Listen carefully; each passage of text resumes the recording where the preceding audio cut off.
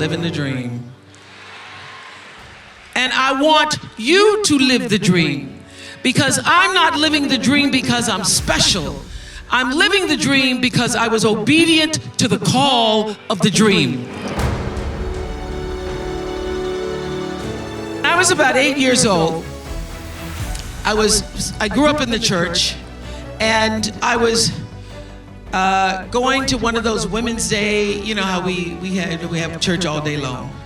I've been to Sunday school, and then we were going to, and then afternoon they were having a women's tea from the women's board. They were having a tea, and the little girl that was supposed to be there to do a recitation had gotten ill. And so they said to my stepmother, we need a little girl, can Oprah come back and do a recitation this afternoon? My stepmother said, yeah, I'll have her back here this afternoon. So this, church ain't over to 1:30. So by 4 o'clock, I had gone home and learned to recite Invictus by William Ernest Henley. Now, it starts out of the night that covers me, black as a pit from pole to pole, I thank whatever gods may be for my unconquerable soul. I was reciting it and doing the pit from pole to pole. I didn't know what I was saying. But at the end of the poem, there's the stanza that says, it matters not how straight the gate, how charged with punishment the scroll, I am the master of my fate. I am the captain of my soul. Now, my little 8-year-old brain didn't really fully understand the power and depth of those words, but they sounded good enough for me to write them down and put them on my mirror.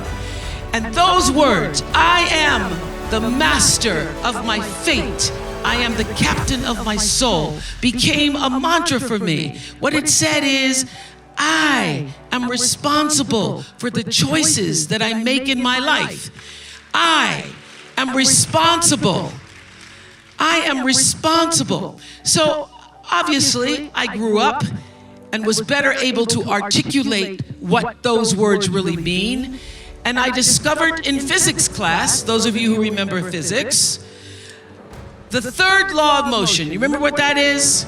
The third law of motion in physics says, for every action, it's called Newton's law, and it says for every action, there is an equal and opposite reaction.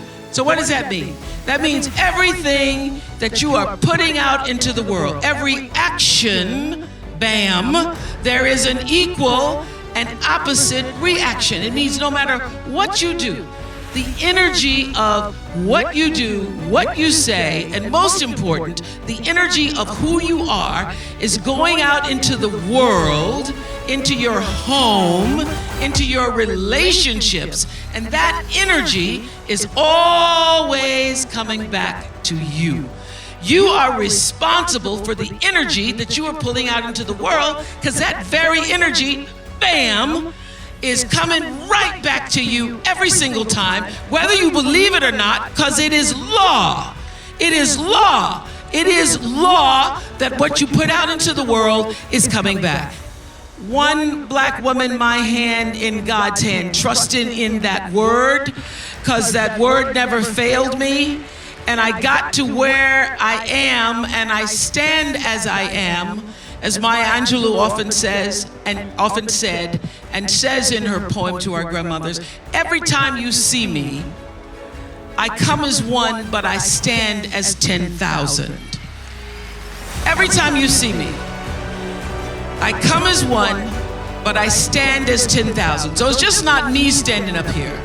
It's my mother, my grandmother, her mother, the mother before her, her grandfather, every uncle who prayed, every sister who cried, every aunt who sacrificed, those whose names made the history books, those whose names never could make the history books, who allowed me to come as one and stand as 10,000. So oftentimes when I walk into a room just as cool as you please, and I can't see another black face in a 50-mile radius, I stand and sit at the boards as one, but I'm bringing the 10,000 behind me. Because I not only know who I am, but I also know whose I am. And so, anything you hear about me that feels good, sounds good, you think about, I wonder what Oprah's doing, how's she doing? I am living the dream. And I want you to live the dream, because I'm not living the dream because I'm special. I'm living the dream because I was obedient to the call of the dream. So I want you to leave here today thinking about, what is the dream for you? What is God's dream for you? What does the Creator's dream hold for you? So often we spend our lives wishing and hoping and hoping and wishing and desiring things. This is what I know for sure. You don't get what you wish for. You don't even get what you hope for. You get what you believe. So what is it you believe and know to be God's dream for you? So I live in the dream. I'm living in the space of the dream. The dream's good. Dream's good. The dream is greater than anything that I could have imagined. You know, when I was a little girl, my father, on Sunday mornings after church, he was a deacon, so he thought he had to say goodbye to every single person. We were the last car leaving the parking lot in the green Oldsmobile.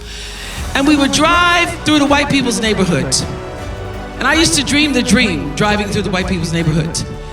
We'd drive through the white people's neighborhoods and you'd see their fancy houses. Some of them had gates, but all of them had trees. When I first came to Baltimore, I made friends with a wonderful woman named Arlene Weiner. She was the wealthiest person I'd ever met. And I went to her house and parked in the driveway. There was a Corvette and there was a BMW and there was a Mercedes. I went, whoa, Arlene's rich. And at Arlene's house, once I got inside, I could see from her kitchen window 6 trees in the front yard. I thought, oh, rich people have trees. When I get rich, I'm gonna get me some trees. I'm not just gonna get me, everybody wanna get cars and pocketbooks and shoes, but I want me some trees. So, as life would have it, I was standing in my kitchen window about 3 years ago in California, making coffee in the morning, and I was looking out the window and I saw the 6 trees. But listen to me. I was making the coffee. I saw the 6 trees. I went out on the porch to actually count the 6 trees. And this is what I noticed. That I could dream the 6. But beyond the 6 trees in my kitchen window are 3,687 trees. How do I know? Because I had them counted.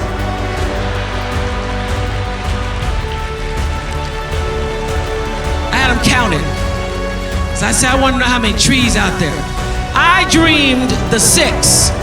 That's as much as my small mind and my imagination could hold for myself.